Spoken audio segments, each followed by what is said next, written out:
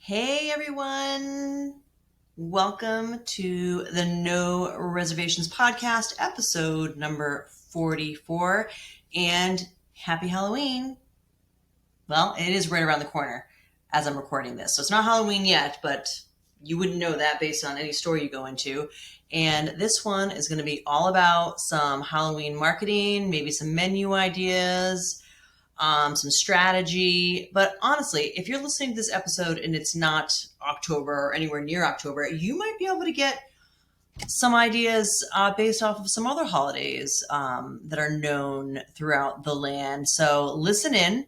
Not going to be a long one, but I have been researching and came up with a couple of pretty cool things that you can possibly do around Halloween to promote some extra business. So I had a whole outline worked out here, but I think I'm going to work backwards from it.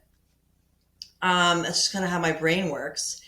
So I don't know if you've listened to an older podcast of mine around Christmas time. We do a few around Christmas, obviously being one of the bigger holidays in this industry. And one or two of them were certainly about the over-the-top decorations or decorating of your restaurant or cafe that can really, really bring in a lot of people just because the decorations have become so Instagram worthy that everyone wants to sit and be around it and photograph with it, et cetera, et cetera. It's just a win-win.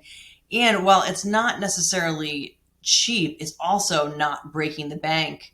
And I would say, no, given your clientele, you could definitely make your money back on reservations. And I talked about a restaurant local to here on the South Shore of Boston, and now others are doing it where they just go way over the top with Christmas decorations. And now you can't even get a reservation anywhere near Christmas because it's that popular, and nothing changed other than hanging a bunch of ornaments from their ceiling and adding some Christmas lights. I'm not even kidding. It's great. It's just that's all they did. So let's, transition that over to a Halloween. And I am not saying that you need to go crazy like Christmas for Halloween in your restaurant. Although if it's fitting for you, maybe you can. But how about just a corner or two, or just an area, a visible area of your restaurant where you can go a little bit crazy with some Halloween stuff and maybe some pops of some craziness around the restaurant.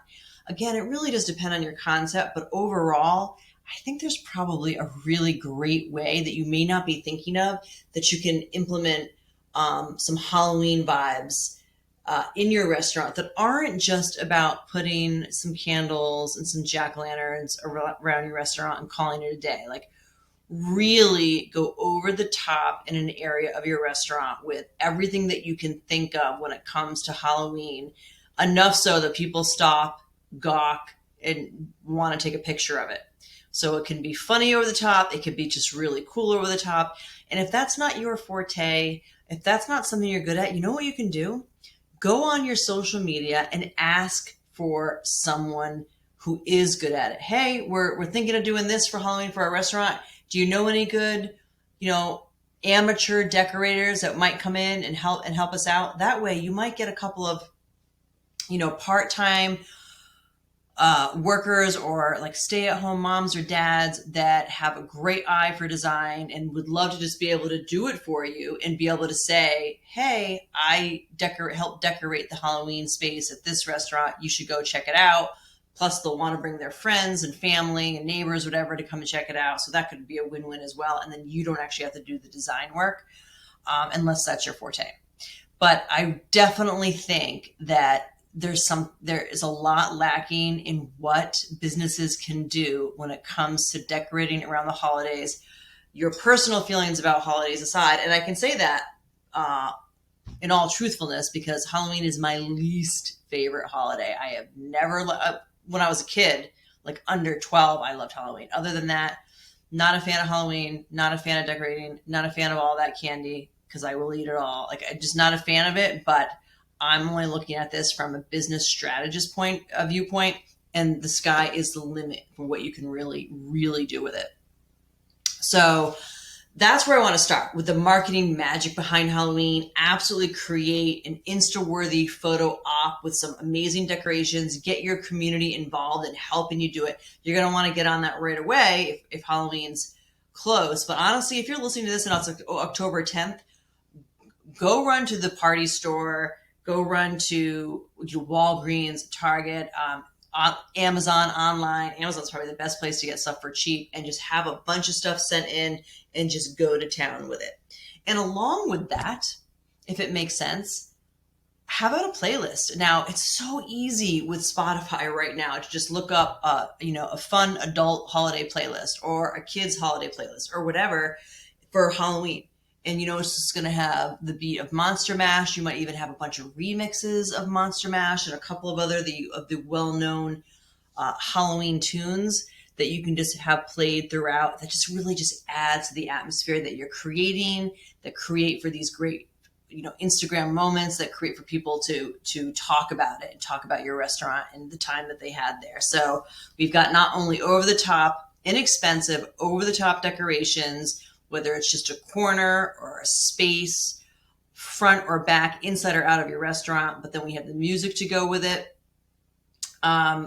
Maybe even something at the host stand. Mints is a thing that sometimes people give out. Maybe you do something more of the Halloween candy give out or something like that. That could be really fun, and a really fun bowl.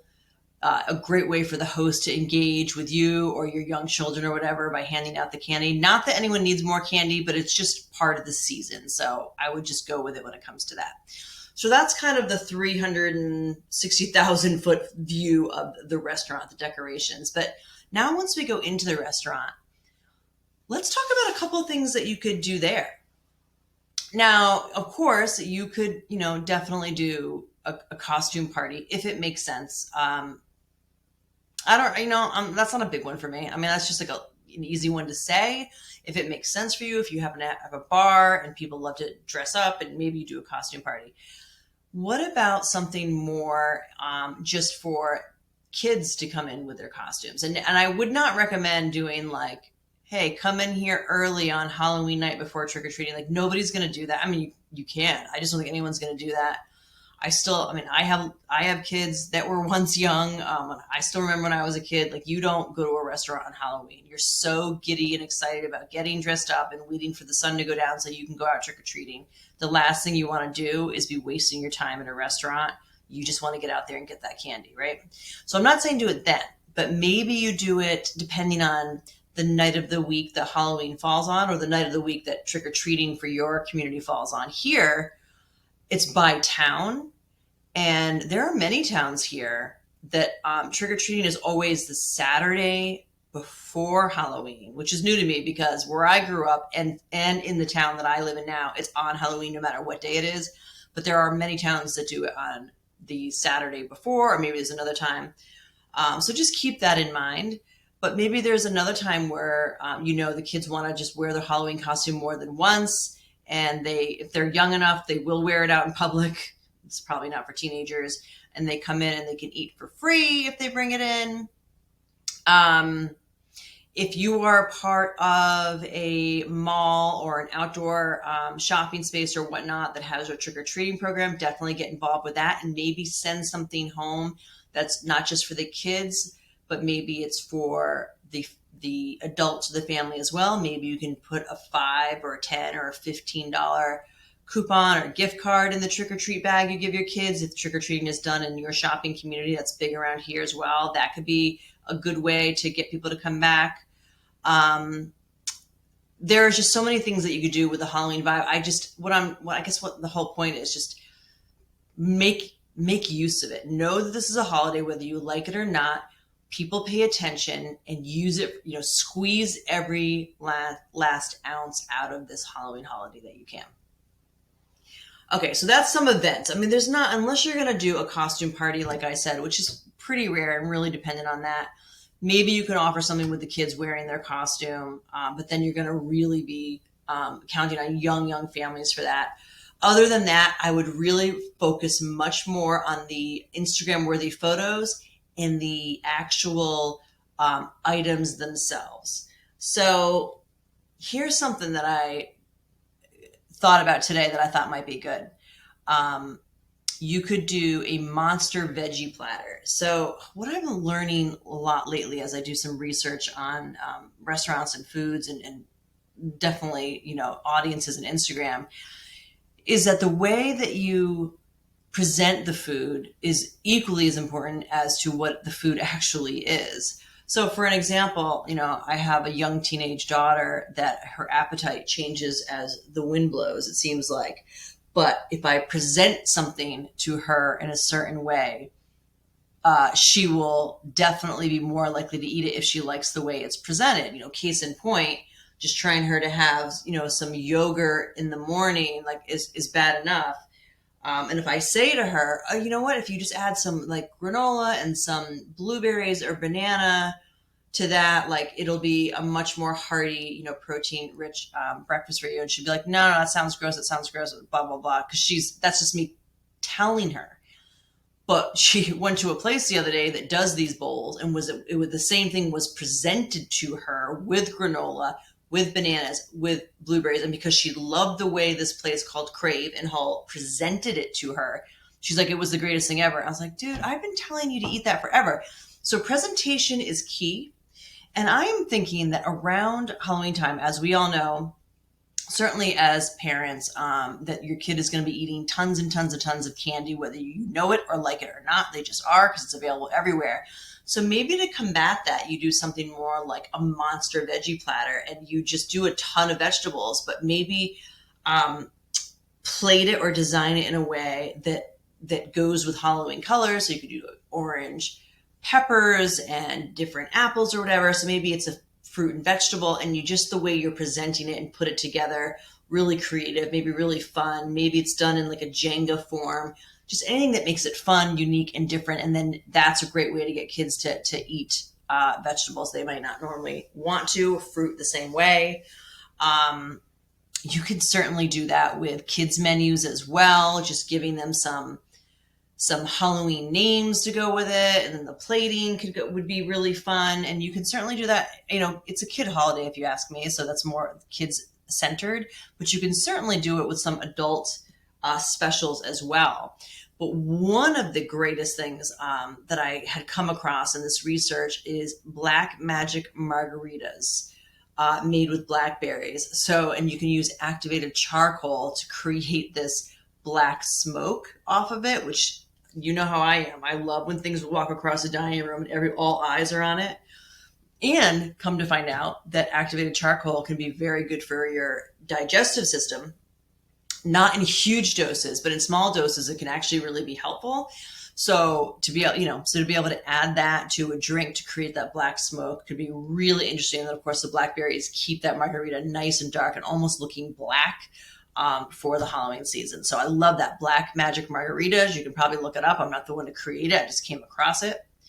And then, there's certainly candy cane martinis, not candy canes, sorry, candy corn martinis. There's so many things you can Google and come up with, but the Black Magic Margaritas I really loved. Jack-o'-lantern stuffed peppers, if that makes sense for your concept. And then a few other things, anything with apples and pumpkin. But I already did a whole fall episode with all of those, recipes and ideas in that episode. So I'm not going to repeat myself there, but definitely take advantage of the season, because again, as I mentioned in that episode, these things are so generally low cost right now, and yet you can charge still a premium for them because everybody wants pumpkins, apples, you name it this time of year. So go for that. And then there's stews, which I also mentioned in the episode. I love, people love stews and heavy soups more than you think. So you could probably do something and maybe serve it in a black cauldron around in the month of October, which could be really fun. Not even just for kids, but for adults, for appetizers, for entrees. Just think about the presentation and some of those things as well, because that could really sell itself and create those great photograph moments as well to kind of promote that out there and get the word out. And then I want to see if there's anything else on my list. So basically, to wrap it up, and the business strategy twist is this: you want to use Halloween to test certain limited time specials, So first of all, we want to test specials. If we want to bring them back for next season, because wouldn't that be great if you test a bunch of things and know what sold and had a great response versus what didn't? Then next fall, now you already have a starting menu, a starting list of things that you're going to do, and maybe you test another two. But it would be great to have things that you already know people go gaga over and what they don't. So use this Halloween as a test to bring in some limited time specials and creating that urgency to go in there and for people to remember you for next season. They'll also, come back in November, December, especially if you have that kind of trick or treating concept or wherever you're located, and you can sneak in a small gift card in there that's maybe you only activate for the month of November, or maybe it's activated for January and March or something like that to get people to come back in at slower times. And then with all the decorations, keep it low cost. We want to keep everything low cost, high profit for rebranding existing items, and just do it with spooky names. So you might already have stuff on there that could probably lend itself well to Halloween, and maybe you just create a menu with just different names on it. It's again about the presentation. So here we go. End of the episode, CTA, call to action, as they say. Here's what it is. I want you to just pick one of the Halloween ideas I've been throwing out there for the last 20 minutes, right? Whether you look for a spooky, fun, Halloween-esque cocktail, creating, that's one. That's all you have to do, and you click the box. Or creating a photo corner or space in your restaurant and start ordering some really crazy fun Halloween stuff off Amazon, or go to your local party store, etc. That's a second one. You could just do that one. That one I kind of really love. Or some type of contest or anything unique to your restaurant that's dedicated to Halloween. You could do that. But I would just pick one item and go full force with it and see how it does. So that's it for today. Thank you so much, as always, for listening and or watching. Please, please, please like and share this episode if you can. I would really appreciate it. So now go scare up some sales, and we'll see you next time on the No Reservations podcast. Thanks so much.